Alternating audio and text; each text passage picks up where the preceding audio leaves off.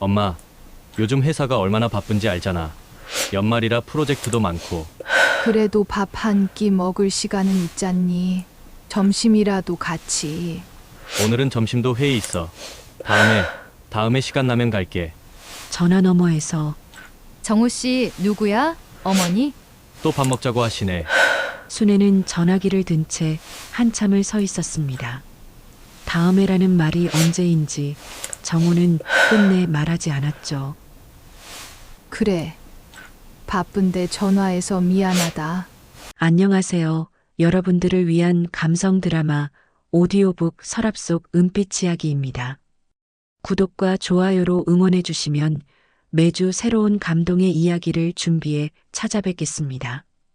겨울 아침의 찬 공기가 작은 아파트를 감싸고 있었습니다. 김순애는 느릿느릿 부엌으로 걸어가 전기밥솥을 열었죠. 하얀 김이 피어오르는 걸 보며 한숨을 내쉬었습니다. 밥 한 공기, 김치 몇 점, 어제 해둔 나물 반찬. 늘 똑같은 아침상이었습니다. 식탁에 앉은 순애는 숟가락을 들다가 멈췄습니다. 맞은편 빈 의자가 유독 눈에 들어왔죠. 남편이 떠난 지 10년, 아들 정우가 독립한 지도 20년이 훌쩍 넘었습니다. 그런데 왜 이렇게 빈자리가 크게 느껴지는 걸까요? 순애는 밥 한 숟가락을 입에 넣었지만 씹는 게 힘들었습니다. 목구멍이 메어왔죠. 혼자 먹는 밥이 이렇게 삭막할 줄은 젊을 때는 몰랐습니다. 밥알 하나하나가 모래알처럼 까끌까끌하게 느껴졌습니다. 휴대전화를 집어들었습니다. 단축번호 1번, 아들 정우의 번호였죠. 신호음이 길게 이어졌습니다. 한 번, 두 번, 세 번. 네 번째 신호음이 울리고 나서야 아들의 목소리가 들려왔습니다. 엄마, 무슨 일이야? 지금 출근 준비 중인데. 정우의 목소리엔 짜증이 묻어 있었습니다. 순애는 잠시 말을 잇지 못했죠.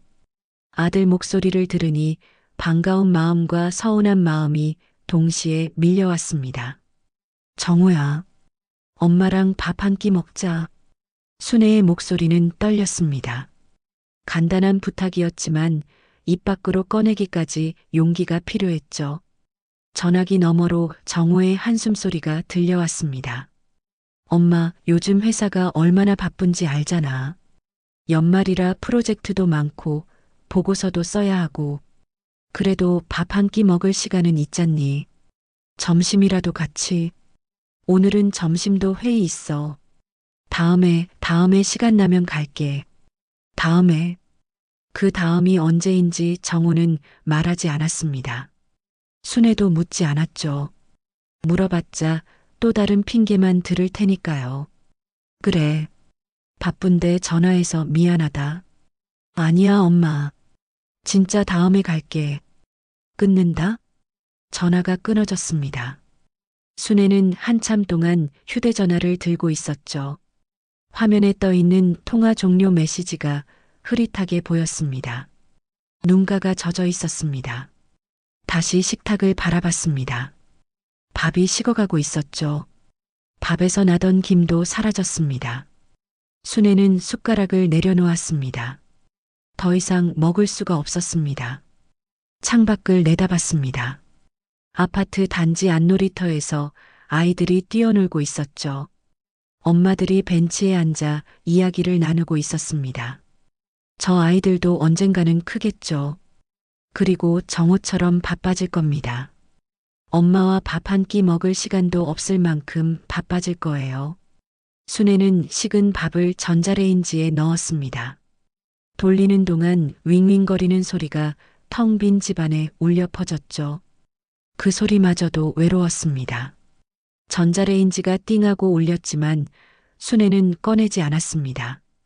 그냥 거실 소파에 앉아 텔레비전을 켰죠. 아침 뉴스에서는 경제 이야기를 하고 있었습니다. 주가가 올랐네, 금리가 내렸네. 순애에게는 먼 나라 이야기처럼 들렸죠. 정우는 저런 걸로 바쁜 걸까요? 돈 버는 일로, 회사 일로, 그래서 엄마와 밥 한 끼 먹을 시간도 없는 걸까요? 벽에 걸린 가족 사진을 봤습니다. 정우가 대학 졸업할 때 찍은 사진이었죠. 그때만 해도 정우는 엄마 팔짱을 끼고 환하게 웃었습니다. 언제부터 이렇게 멀어진 걸까요? 언제부터 아들이 엄마보다 일을 더 중요하게 생각하게 된 걸까요? 순애는 다시 부엌으로 갔습니다. 전자레인지에서 밥을 꺼냈죠. 차라리 이웃집 고양이라도 불러서 같이 먹을까 하는 생각이 들었습니다. 적어도 고양이는 순애를 귀찮아하지 않을 테니까요. 밥을 한 숟가락 입에 넣었습니다. 역시나 맛이 없었죠. 혼자 먹는 밥은 아무리 잘 지어도 아무리 좋은 반찬을 해도 맛이 없었습니다. 그저 배를 채우기 위한 행위일 뿐이었죠. 순애는 결국 밥을 다 먹지 못하고 그릇을 치웠습니다. 설거지를 하면서도 계속 정우 생각이 났죠. 어릴 때는 엄마 밥이 세상에서 제일 맛있다고 했던 아들. 학교 다녀와서는 항상 엄마 배고파하며 부엌으로 달려오던 아들. 그 아들이 이제는 엄마와 밥 한 끼 먹는 것도 부담스러워하는 사람이 되었습니다. 순애는 설거지를 마치고 앞치마를 벗었습니다. 거실로 나와 다시 소파에 앉았죠. 오늘도 이렇게 하루가 시작되는구나. 혼자 밥 먹고, 혼자 텔레비전 보고, 혼자 잠들고, 내일도 모레도 똑같겠죠. 그래도 순애는 희망을 버리지 않았습니다. 언젠가는 정우가 시간을 낼 거라고, 언젠가는 함께 따뜻한 밥 한 끼를 먹을 수 있을 거라고 믿었습니다. 그 언젠가가 언제일지는 몰랐지만요. 그날 저녁 정우는 퇴근길 운전대를 잡고 있었습니다. 차 안에는 클래식 음악이 흐르고 있었죠. 신호등에 멈춰 서자 휴대전화가 울렸습니다. 아내 미경의 전화였습니다. 여보, 지금 퇴근하는 중이야? 응, 강남역 지나고 있어. 왜? 어머니 또 전화하셨어요? 밥 좀 먹자고. 미경의 목소리엔 짜증이 섞여 있었습니다. 정우는 한숨을 내쉬었죠. 오전에 받았던 어머니 전화가 떠올랐습니다. 아침에 전화 왔었어. 내가 바쁘다고 했는데. 매번 그러시네. 우리도 우리 생활이 있는데 맨날 밥 먹자, 밥 먹자. 정우 씨, 이번 주말에도 가지 마요.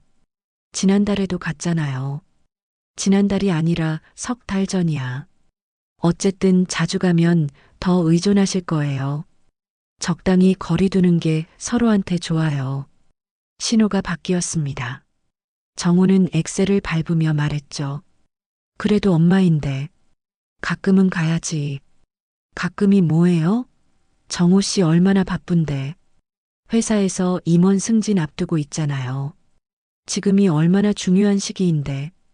어머니는 혼자서도 잘 지내실 수 있는 분이에요.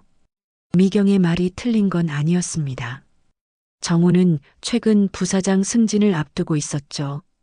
회사에서도 중요한 프로젝트를 맡고 있었습니다. 해외 출장도 잦았고 접대도 많았습니다.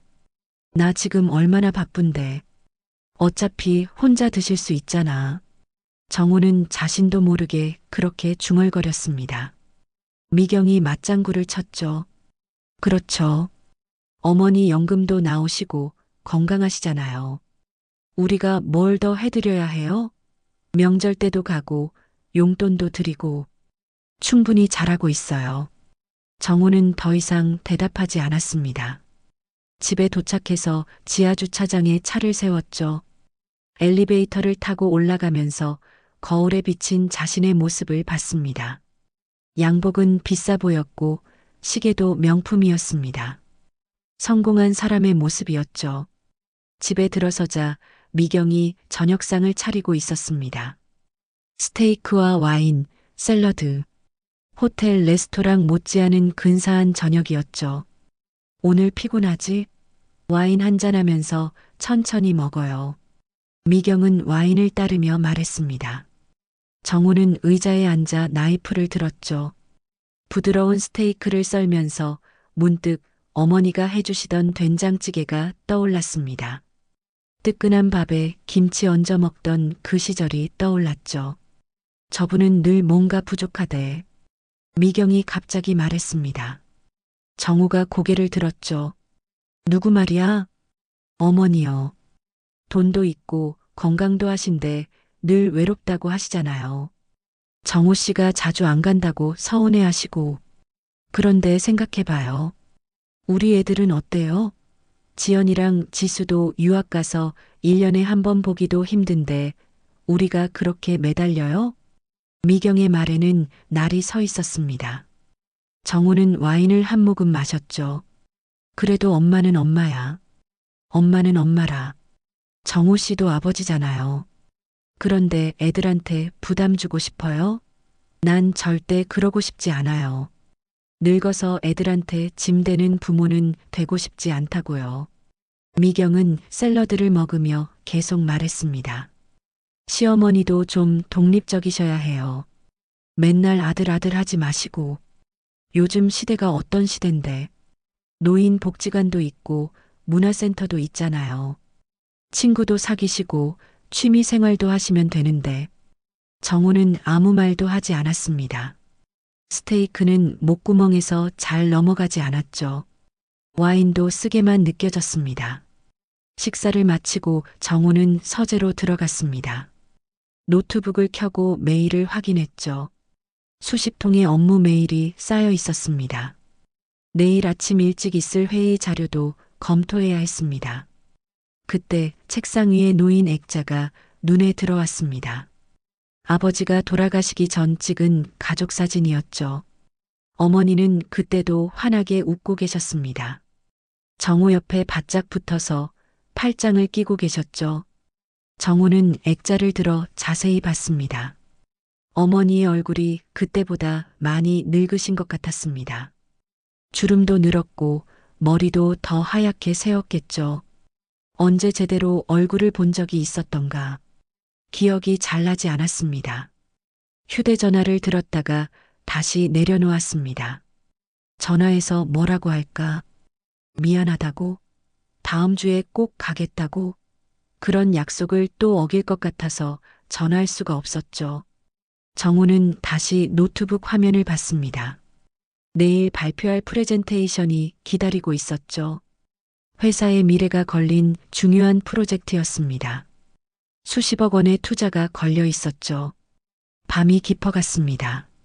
정우는 계속 일을 했습니다. 새벽 2시가 되어서야 노트북을 닫았죠.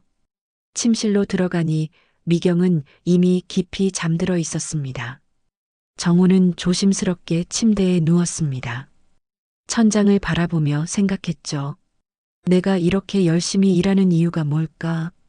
가족을 위해서? 성공을 위해서? 아니면 그저 바쁘다는 핑계로 불편한 것들을 피하기 위해서? 어머니의 목소리가 귓가에 맴돌았습니다. 정우야, 엄마랑 밥 한 끼 먹자.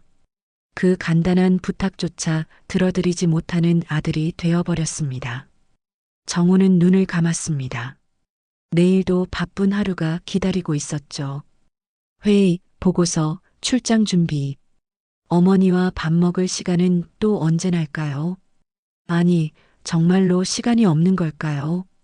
아니면 시간을 내고 싶지 않은 걸까요? 새벽 공기가 차갑게 느껴졌습니다. 정우는 이불을 끌어당겼죠. 따뜻한 이불 속에서도 마음 한구석은 차갑기만 했습니다. 그리고 그 시각, 순애는 홀로 침대에 누워 있었습니다. 잠이 오지 않았죠. 정우가 어릴 때 불렀던 자장가를 혼자 흥얼거렸습니다. 그때는 정우가 엄마 품을 떠나지 않으려 했는데 이제는 엄마가 아들을 붙잡고 싶어도 잡을 수가 없었습니다. 순애는 베개를 꼭 껴안았습니다. 차가운 베개가 조금이나마 외로움을 달래주길 바라면서요. 하지만 베개는 베개일 뿐이었습니다. 아들의 온기를 대신할 수는 없었죠. 창밖으로 희미한 달빛이 들어왔습니다. 순애는 그 달빛을 바라보며 중얼거렸습니다. 정우야, 엄마는 그저 내가 밥 한 숟가락이라도 맛있게 먹는 모습을 보고 싶을 뿐이란다. 하지만 그 말은 아무에게도 들리지 않았습니다. 텅 빈 방 안에 메아리처럼 흩어질 뿐이었죠. 며칠 후 토요일 오후 순애는 동네 마트에서 장을 보고 있었습니다. 카트에는 두부 한 모, 콩나물 한 봉지, 계란 한 판이 담겨 있었죠. 혼자 먹기엔 너무 많을 것 같아 망설이다가도 습관처럼 집어들었습니다. 언젠가 정우가 올 때를 대비해서라는 핑계를 대면서요. 계산대 앞에 길게 줄이 서 있었습니다. 순애는 무거운 카트를 밀며 기다렸죠. 다리가 아파왔습니다. 요즘 들어 부쩍 기력이 떨어지는 게 느껴졌습니다. 예전엔 시장 한 바퀴 도는 게 아무것도 아니었는데 이제는 마트만 다녀와도 숨이 찼죠. 계산을 마치고 나오는데 비닐봉지가 너무 무거웠습니다. 한 손에 하나씩 들었지만 걸음을 옮기기가 힘들었죠. 마트 앞 벤치에 잠시 앉았습니다. 숨을 고르며 집까지 갈 힘을 모았습니다. 그때였습니다. 편의점 유니폼을 입은 청년이 다가왔죠. 할머니, 괜찮으세요?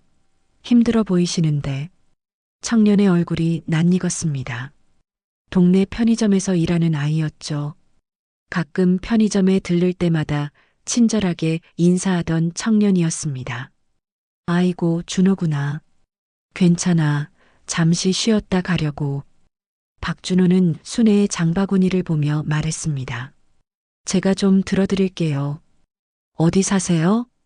아니야, 괜찮아. 젊은 사람이 왜 이런 걸? 에이, 괜찮아요. 저 지금 퇴근했어요. 어차피 집에 가는 길이니까 들어드릴게요. 준호는 순애가 거절하기도 전에 장바구니를 집어들었습니다. 무거운 봉지를 가뿐하게 들고 걷기 시작했죠. 순애는 미안한 마음에 계속 말했습니다. 정말 고맙다. 요즘 젊은 사람들 이렇게 따뜻하지 않은데. 별 말씀을요. 저희 할머니도 혼자 계셨거든요. 돌아가시기 전까지 늘 이렇게 장 보시는 거 도와드렸어요. 준호의 말에 순애는 가슴이 찡했습니다. 남의 집 아이가 이렇게 친절한데 정작 자기 아들은 전화 한 통 하기도 바쁘다니요. 아파트 입구에 도착했습니다. 준호는 엘리베이터까지 짐을 들어다 주었죠. 순애는 고마운 마음에 주머니를 뒤적였습니다. 이거라도 받아라. 커피라도 한 잔 사 먹고. 아니에요, 할머니. 정말 괜찮아요. 준호는 손사래를 치며 거절했습니다. 그러다가 문득 무언가를 떠올린 듯 말했죠.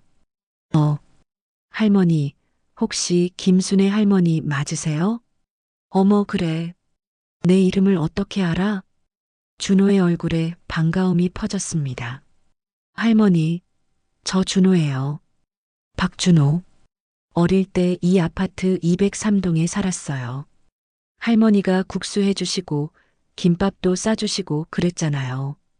순애는 눈을 크게 뜨고 준호를 다시 봤습니다.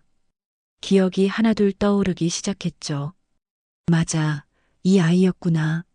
엄마 아빠가 맞벌이라 늘 혼자 있던 아이. 배고프다고 하면 뭐라도 해서 먹이던 그 아이였습니다. 아이고, 준호구나. 그 꼬마가 이렇게 컸어? 어머나, 정말 몰라봤네. 할머니도 그대로세요.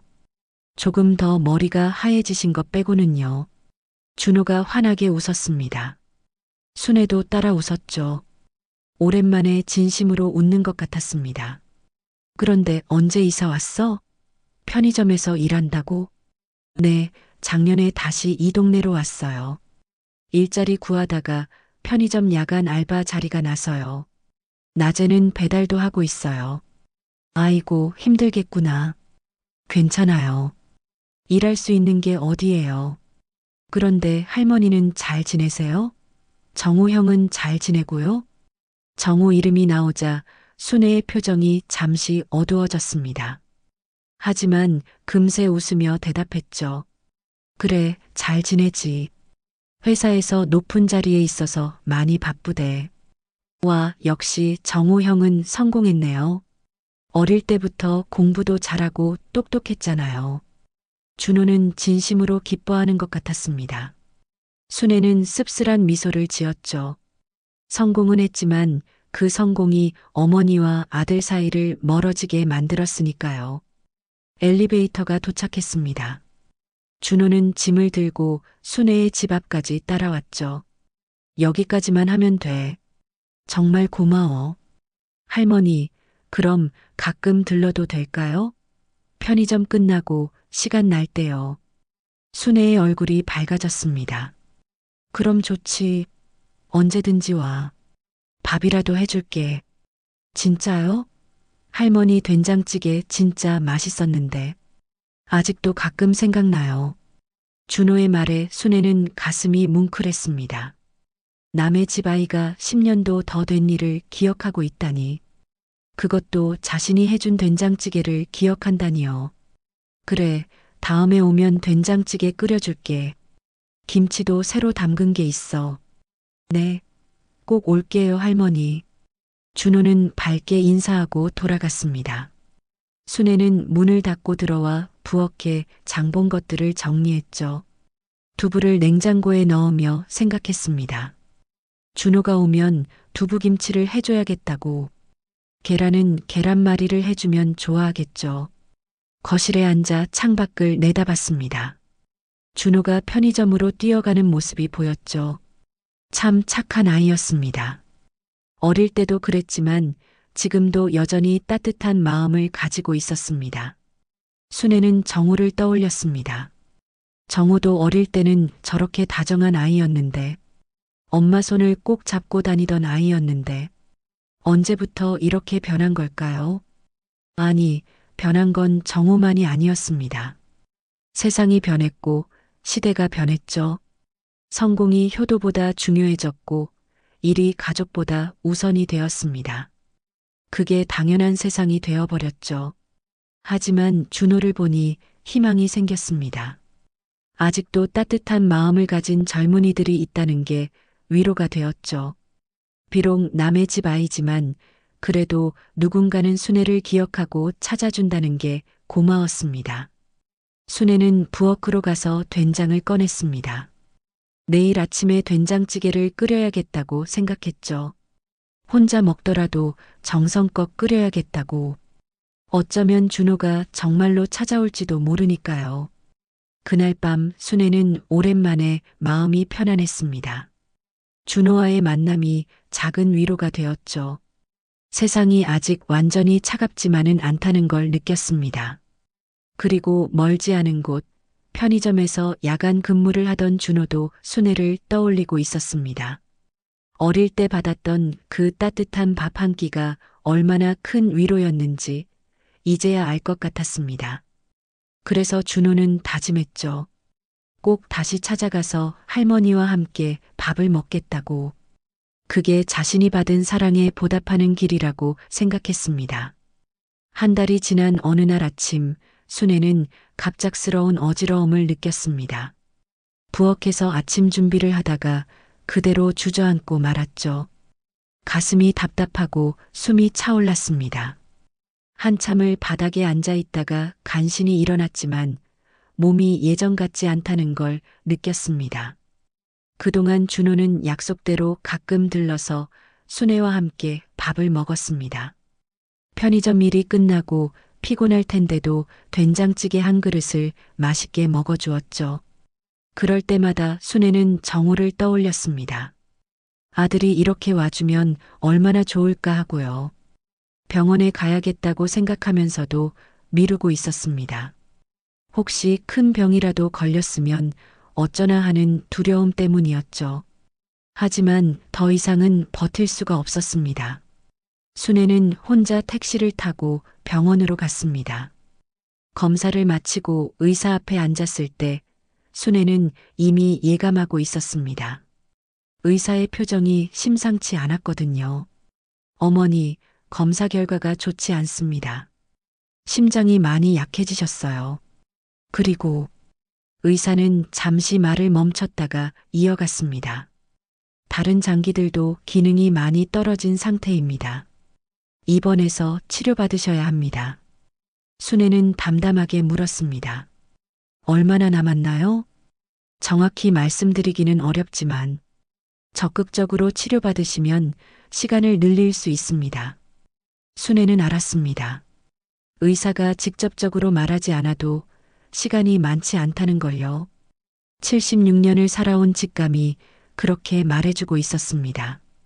입원 수속을 밟으며 순애는 정호에게 전화를 걸었습니다. 이번엔 바로 받았네요. 엄마, 무슨 일이야? 정호야, 엄마가 병원에 입원했어. 전화기 너머로 정호가 놀라는 기척이 들렸습니다. 뭐? 병원? 왜? 무슨 일이야? 그냥 좀 안 좋아서. 큰 건 아니니까 걱정하지 마. 어느 병원이야? 지금 갈게. 아니야, 바쁜데 올 필요 없어. 그냥 알려주려고 전화한 거야. 정호는 잠시 침묵했다가 말했습니다. 그래도 내일이라도 들를게. 그래, 시간 나면 와. 전화를 끊고 순애는 병실 침대에 누웠습니다. 하얀 천장이 낯설게 느껴졌죠. 혼자 있는 게 익숙하다고 생각했는데 병원에서의 고독은 더 크게 느껴졌습니다. 다음 날 오후 정우가 병원에 왔습니다. 미경도 함께였죠. 과일 바구니를 들고 온 정우는 어색하게 서 있었습니다. 엄마, 괜찮아? 그래, 괜찮아. 와줘서 고마워. 미경이 과일을 깎으며 말했습니다. 어머니, 왜 혼자 오셨어요? 연락하셨으면 저희가 모시고 왔을 텐데. 순애는 쓸쓸하게 웃었습니다. 평소엔 연락해도 바쁘다던 사람들이 이제 와서 그런 말을 하다니요. 의사가 병실로 들어왔습니다. 정우와 미경에게 순애의 상태를 설명했죠. 설명을 듣던 정우의 얼굴이 점점 굳어졌습니다. 선생님, 정말로 시간이 얼마 안 남았다는 건가요? 네, 현재 상태로는 길어야 몇 달 정도로 보입니다. 미경이 입을 가렸습니다. 정우는 멍하니 의사를 바라봤죠. 순애는 오히려 담담했습니다.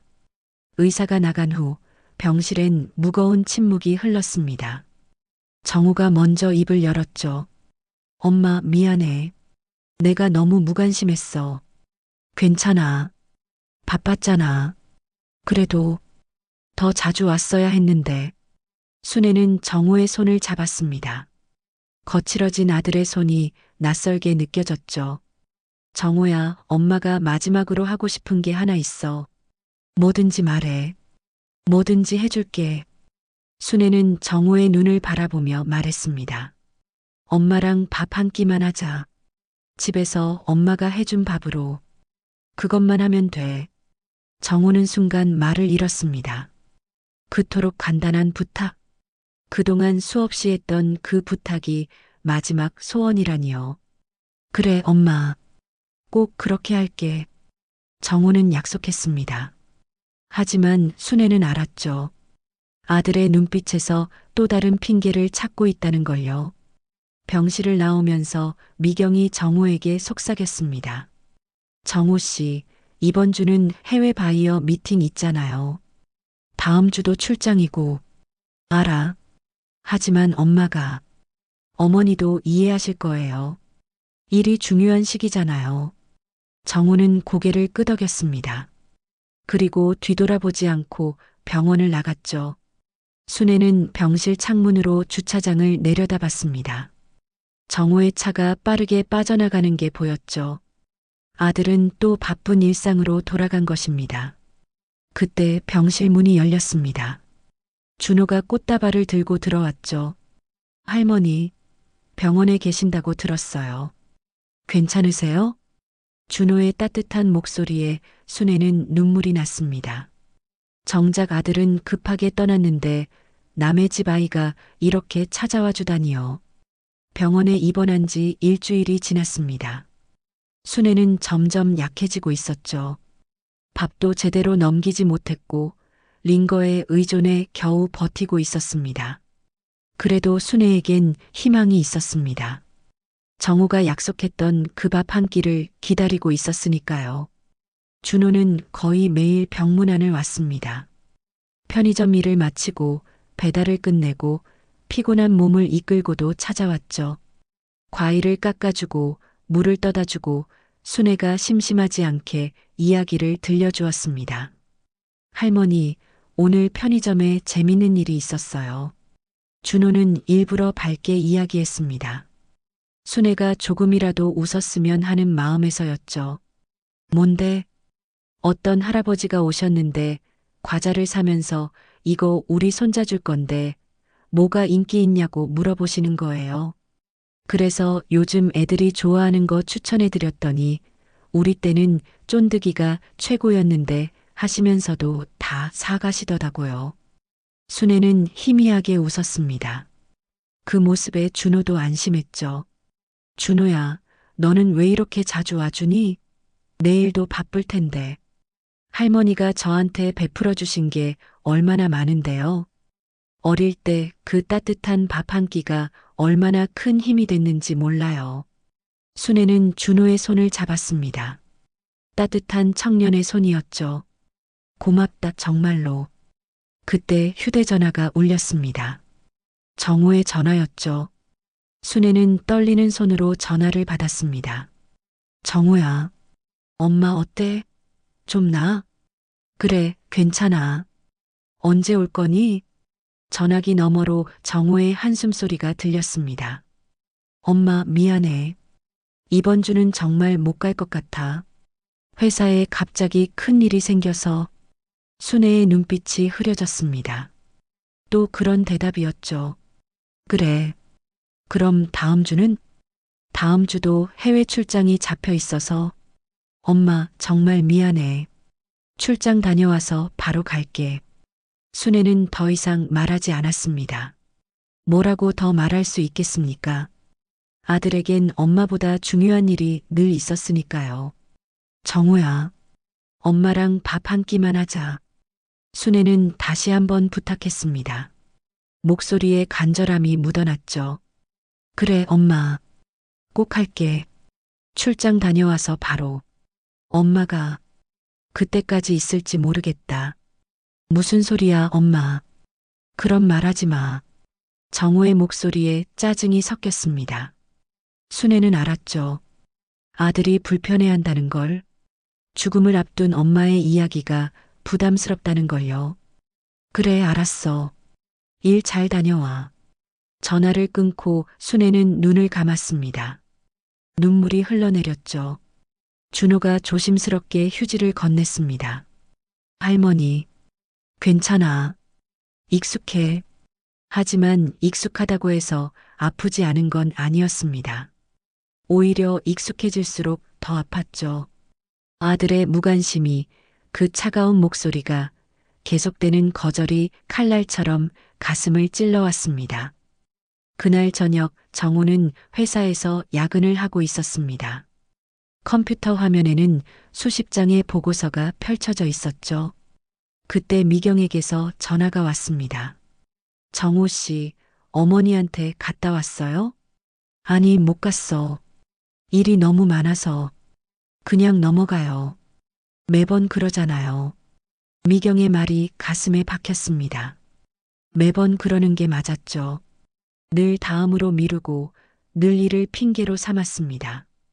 그래도 엄마가 원하는 게 밥 한 끼뿐인데. 정호 씨, 지금 그게 중요한 때가 아니잖아요. 회사가 더 급해요.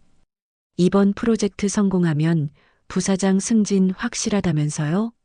정호는 대답하지 못했습니다. 미경의 말이 맞기도 하고 틀리기도 했죠. 회사 일이 중요한 건 맞지만 엄마의 마지막 소원을 외면하는 게 옳은 건 아니었으니까요. 내일이라도 점심시간에 잠깐. 내일 오후에 임원회에 있잖아요. 정호 씨가 발표해야 하는 거. 정호는 캘린더를 확인했습니다. 빼곡하게 차 있는 일정들. 그 어디에도 엄마를 위한 시간은 없었죠. 다음 날 순애의 상태가 급격히 나빠졌습니다. 의사는 정호에게 전화를 걸었죠. 보호자님, 어머니 상태가 안 좋으십니다. 오셔야 할 것 같은데요. 정호는 회의실에서 전화를 받았습니다. 임원들이 모두 자신을 바라보고 있었죠. 지금 당장은 어렵고 오후에 가겠습니다. 전화를 끊고 정우는 발표를 계속했습니다. 프레젠테이션은 성공적이었죠. 임원들은 박수를 쳤고 사장은 정우의 어깨를 두드렸습니다. 정전무, 이번 프로젝트 잘 이끌어주게. 성공하면 부사장 자리는 자네 거야. 정우는 웃으며 고개를 숙였습니다. 하지만 마음 한구석이 불편했죠. 엄마가 위독하다는데 이렇게 웃고 있어도 되는 걸까요? 오후 늦게 병원에 도착했을 때 순애는 산소 마스크를 쓰고 있었습니다. 숨소리가 거칠었죠. 정우를 보자 순애는 힘겹게 손을 들었습니다. 정우야, 엄마 말하지 마. 힘들잖아. 순애는 산소 마스크를 벗으려 했습니다. 간호사가 말렸지만 순애는 고집을 부렸죠. 정우야, 엄마랑 밥 한 끼만. 같은 부탁이었습니다. 처음부터 끝까지 순애가 원한 건 그것뿐이었죠. 아들과 함께 따뜻한 밥 한 끼를 먹는 것. 엄마, 그럴게. 꼭 그럴 테니까 지금은 쉬어. 정우는 순애의 손을 잡았습니다. 차가운 손이었죠. 생명력이 빠져나가고 있는 손이었습니다. 그때 병실 문이 열리고 준호가 들어왔습니다. 도시락을 들고 있었죠. 할머니, 제가 죽 사왔어요. 병원 죽이 맛이 없다고 하셔서. 준호는 정우를 보고 인사했습니다. 아, 안녕하세요. 정우 형님이시죠? 전 준호예요. 어릴 때 이 아파트에 살았어요. 정우는 어색하게 고개를 끄덕였습니다. 낯선 청년이 자신보다 엄마를 더 자주 찾아온다는 게 불편했죠. 할머니가 맨날 정우 형 이야기하세요. 얼마나 자랑스러워 하시는지 몰라요. 준호의 말에 정우는 더욱 불편해졌습니다. 자랑스러운 아들, 엄마의 마지막 소원도 들어주지 못하는 아들이 뭐가 자랑스럽단 말입니까? 일이 있어서 먼저 가봐야 할 것 같아. 정우는 자리에서 일어났습니다. 순애가 정우의 손을 잡으려 했지만 정우는 이미 돌아서고 있었죠. 엄마, 내일 올게. 하지만 순애는 알았습니다.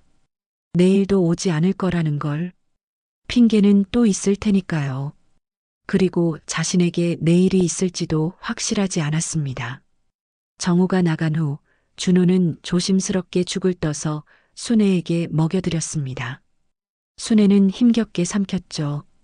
죽 한 숟가락이 목구멍을 넘기기도 힘들었지만 준호가 정성껏 떠주는 걸 거절할 수 없었습니다. 할머니, 천천히 드세요. 고맙다. 준호야. 순애는 준호를 보며 생각했습니다. 이 아이가 정호였으면 좋았을 텐데, 이 아이가 자신의 아들이었으면 얼마나 좋았을까. 하지만 그건 부질없는 바람이었죠. 밤이 깊어갔습니다. 준호는 끝까지 곁을 지켰고 정우는 회사에서 야근을 계속했습니다. 엄마와 아들, 그 거리는 점점 더 멀어지고 있었죠. 며칠이 더 지났습니다. 순애의 상태는 계속 나빠지고 있었죠. 의사는 이제 시간 문제라고 했습니다. 며칠, 아니 어쩌면 하루 이틀이 될 수도 있다고요. 그런데도 정우는 오지 않았습니다. 전화로만 안부를 물을 뿐이었죠. 준호는 오늘도 병실에 있었습니다. 편의점 사장님께 사정을 말하고 며칠 휴가를 얻었죠. 순애 곁을 떠나기가 싫었습니다. 혼자 있는 순애가 너무 안쓰러웠거든요. 할머니, 제가 여기 있을게요. 혼자가 아니에요. 순애는 준호의 손을 꼭 잡았습니다. 말을 하기도 힘들었지만 눈빛으로 고마움을 전했죠. 오후가 되자 순애가 힘겹게 입을 열었습니다. 준호야. 네, 할머니. 내가 부탁이 하나 있는데. 준호는 순애의 입가에 귀를 가져다 댔습니다. 작은 목소리였지만 분명하게 들렸죠.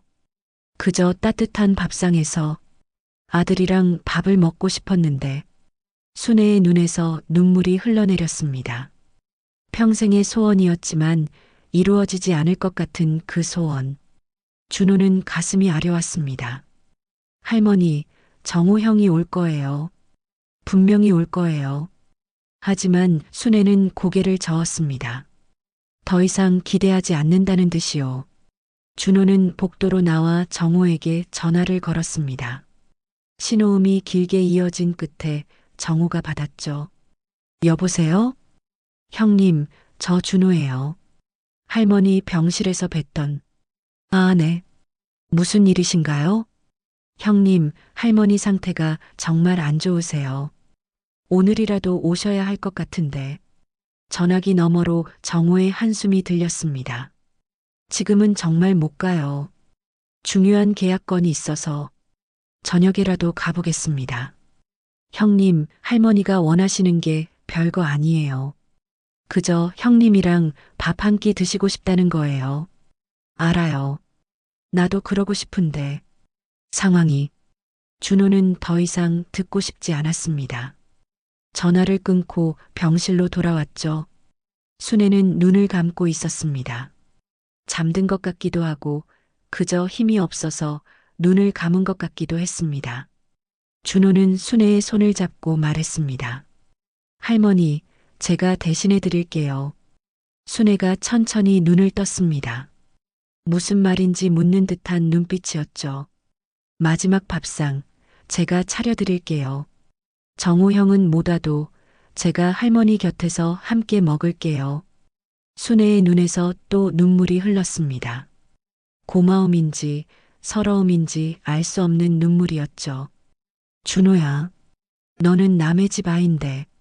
무슨 남이에요? 할머니는 저한테 가족이에요. 어릴 때부터 그랬어요. 준호는 일어섰습니다. 마음속에 결심이 섰죠. 순애가 원하는 그 따뜻한 밥상, 자신이 만들어 드리겠다고요. 할머니, 잠깐만 기다려 주세요. 준호는 병원을 나와 마트로 갔습니다.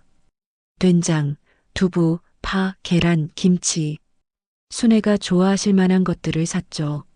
그리고 자신의 작은 원룸으로 가서 밥을 했습니다. 정성껏 된장찌개를 끓이고 계란말이를 부쳤습니다.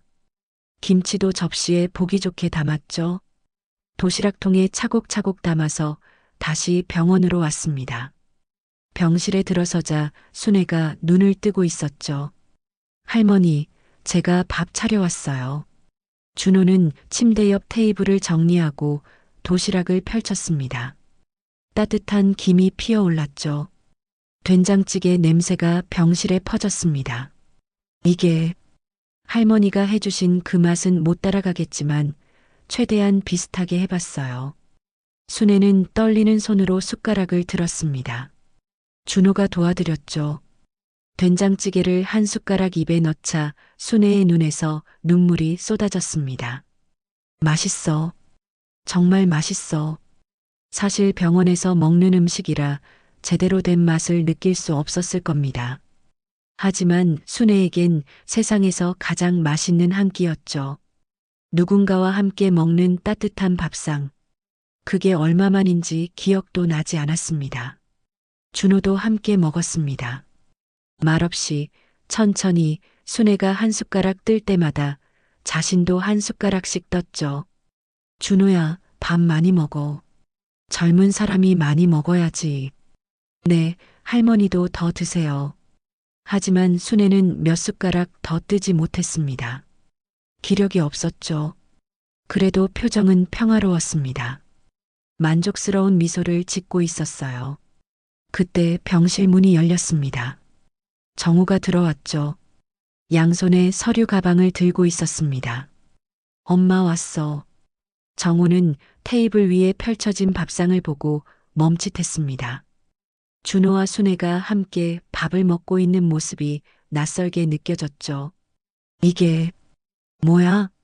정우 형, 할머니가 밥 드시고 싶다고 하셔서. 정우는 복잡한 표정을 지었습니다. 자신이 해야 할 일을 남이 하고 있다는 게 불편했죠.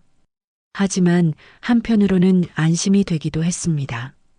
자신이 하지 못한 일을 누군가 대신해주고 있으니까요. 정우야. 순애가 아들을 불렀습니다. 정우는 침대 곁으로 다가갔죠. 엄마, 이제 괜찮아. 준호가 있어서. 순애의 말에 정우는 할 말을 잃었습니다.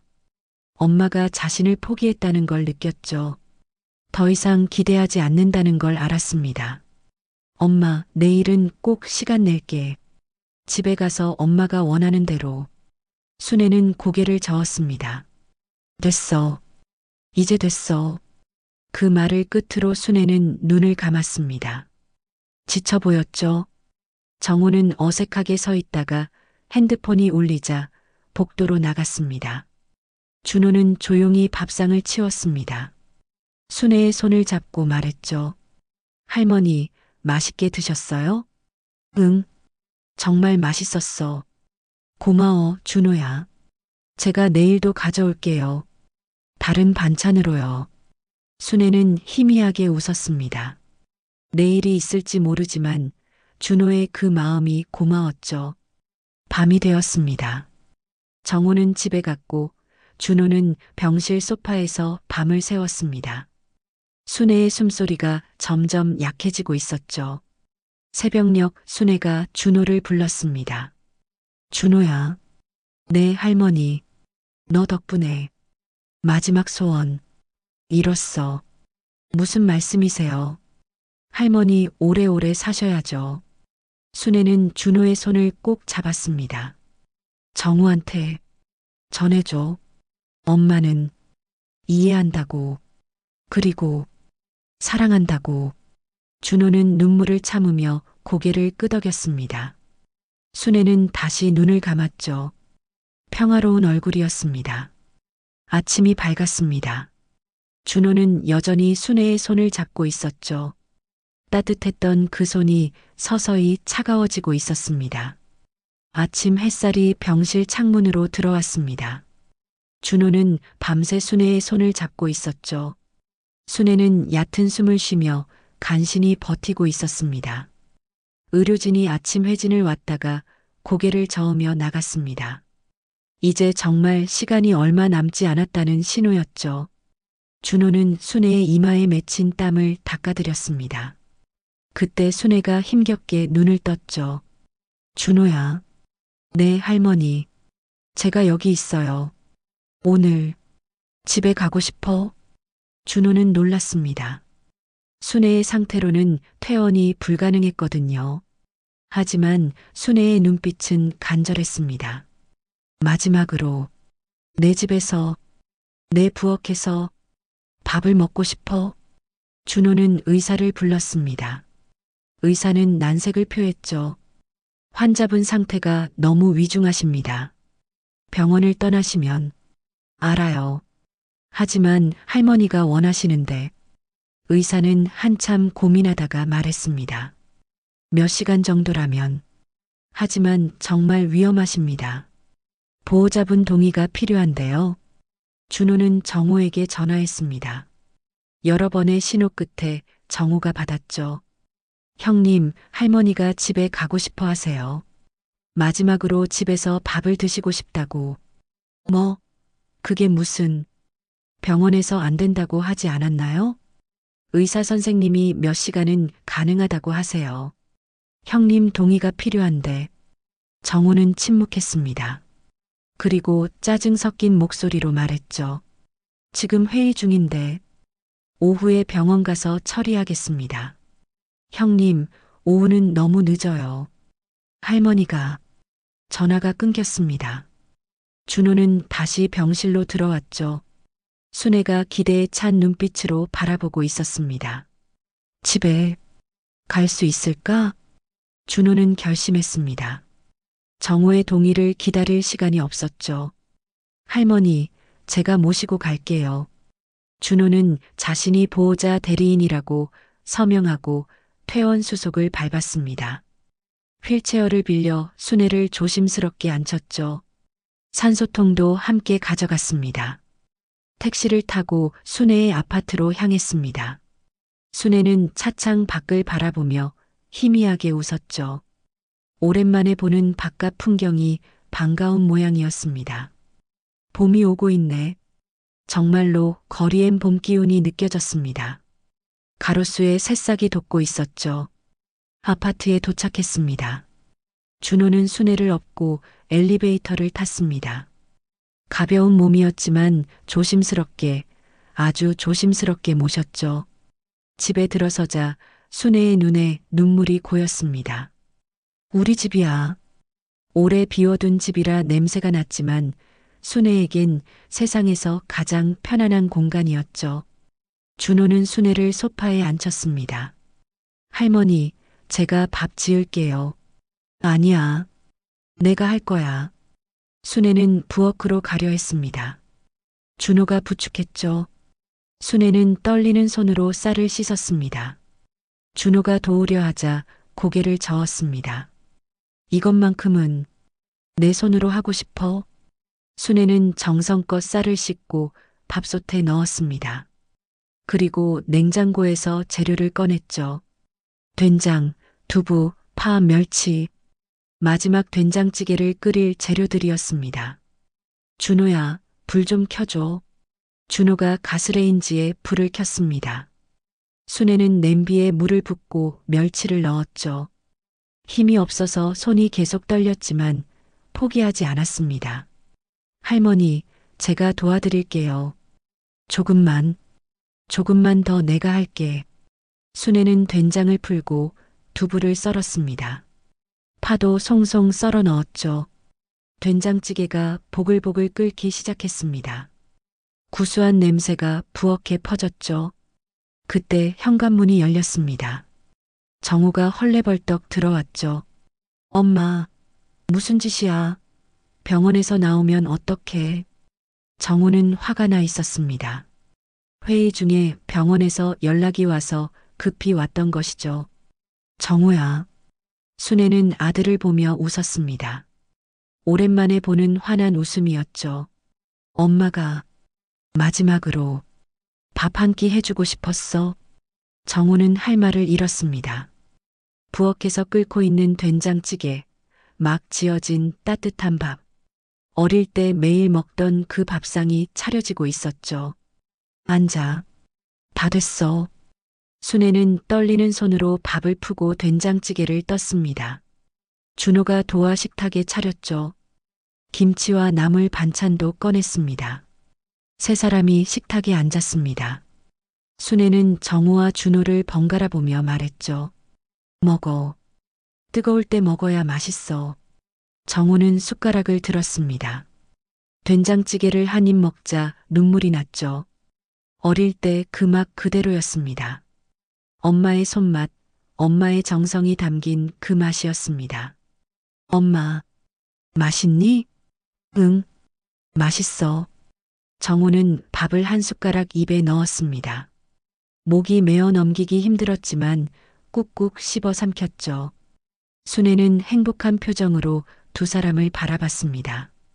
자신은 거의 먹지 못했지만 정우와 준호가 먹는 모습을 보는 것만으로도 배가 부른 것 같았죠.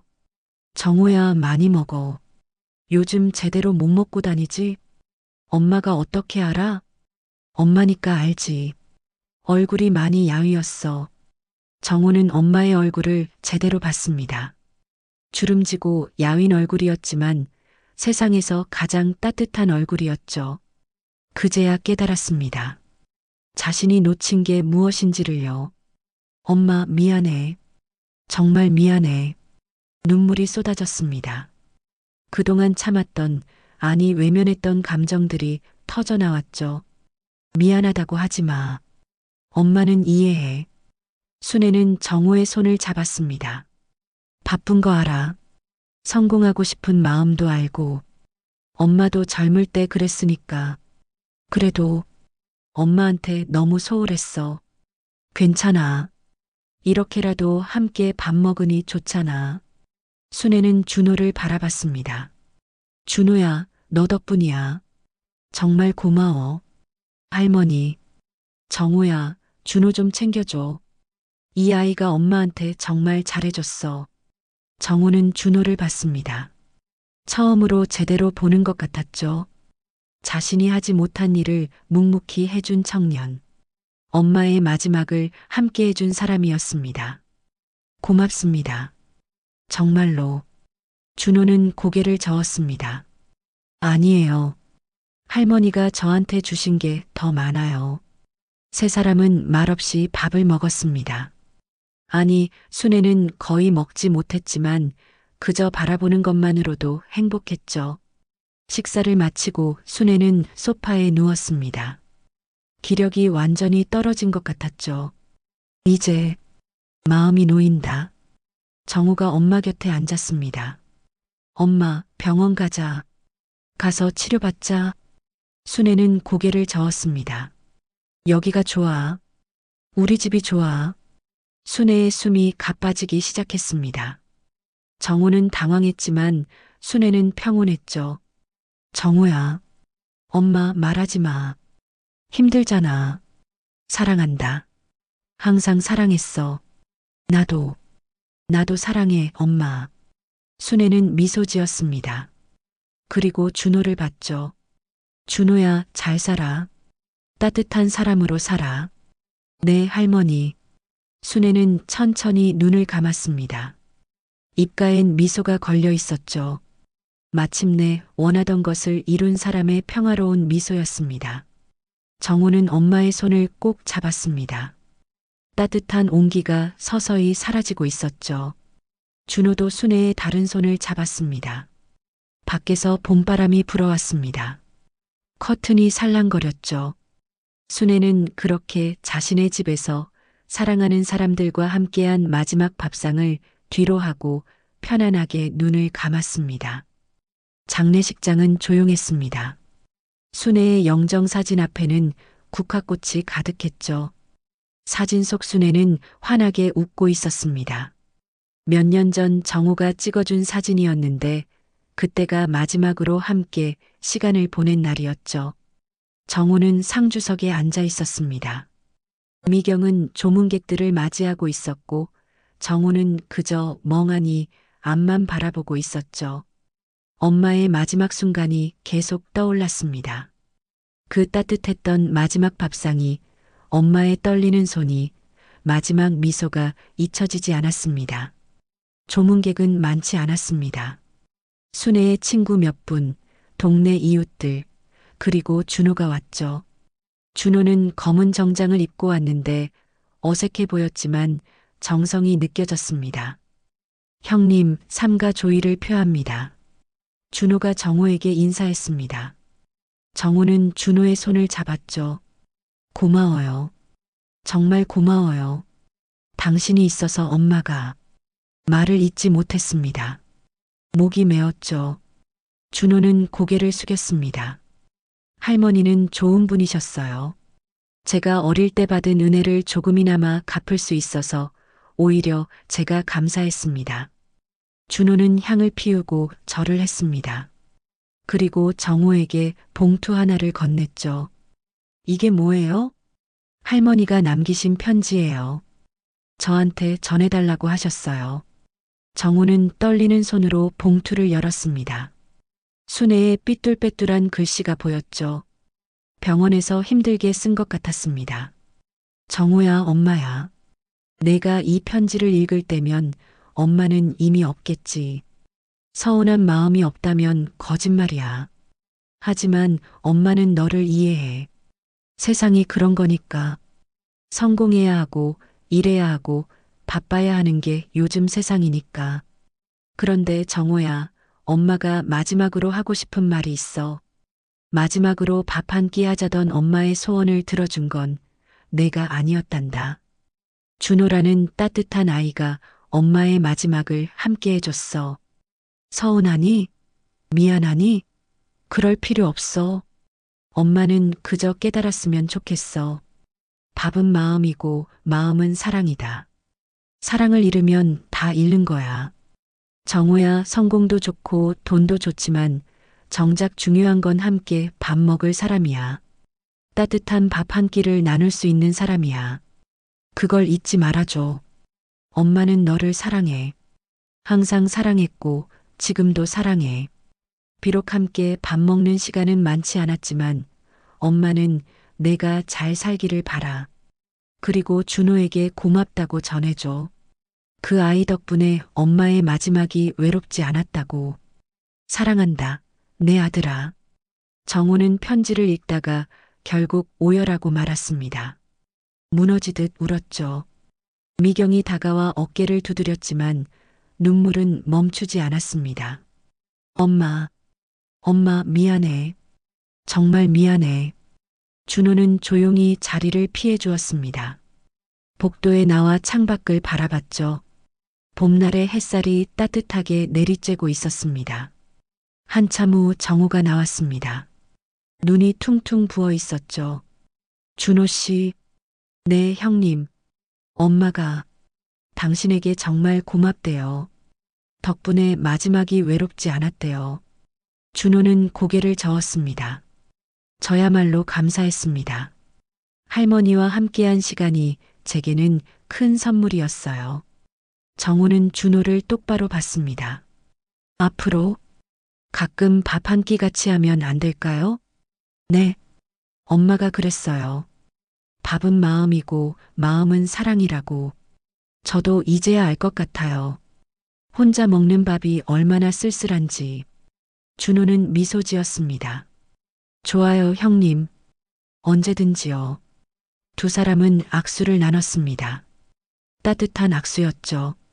발인 날 아침, 정호는 순애의 관을 들고 나왔습니다. 준호도 함께 관을 들었죠. 봄비가 살짝 내리고 있었습니다. 하늘도 순애의 떠남을 아쉬워하는 것 같았습니다. 화장을 마치고 정호는 순애가 좋아하던 공원에 뿌릴 예정이었습니다. 그곳에서 순애는 봄바람이 되어 자유롭게 날아다닐 거예요. 며칠 후 정호는 회사에 사표를 냈습니다. 모두가 놀랐죠. 부사장 승진을 앞두고 있던 사람이 갑자기 사표를 낸다니. 정전무 무슨 일이야? 왜 갑자기? 사장이 물었습니다. 정호는 담담하게 대답했죠. 인생에서 정말 중요한 게 뭔지 깨달았습니다. 이제는 다르게 살고 싶어요. 정호는 작은 식당을 열었습니다. 엄마가 해주던 그 집밥을 파는 식당이었죠. 된장찌개가 주 메뉴였습니다. 준호가 가끔 와서 도와주기도 했죠. 식당 이름은 엄마의 밥상이었습니다. 혼자 오는 손님들이 많았어요. 정호는 그들에게 따뜻한 밥 한 끼를 대접했습니다. 엄마가 그랬던 것처럼요. 어느 날 저녁 한 할아버지가 혼자 식당에 왔습니다. 된장찌개를 시켰죠. 정호가 직접 상을 차려드렸습니다. 맛있게 드세요. 할아버지는 한 숟가락 떠먹고는 눈물을 흘렸습니다. 우리 집사람이 해주던 맛이네. 고맙소. 정호는 할아버지 맞은편에 앉았습니다. 혼자 드시기 적적하시면 제가 함께 먹어드릴게요. 두 사람은 말없이 밥을 먹었습니다. 하지만 그 침묵은 외롭지 않았죠. 따뜻한 밥상이 둘을 이어주고 있었으니까요. 영상은 순애가 환하게 웃으며 밥상 차리던 생전 모습으로 마무리됩니다.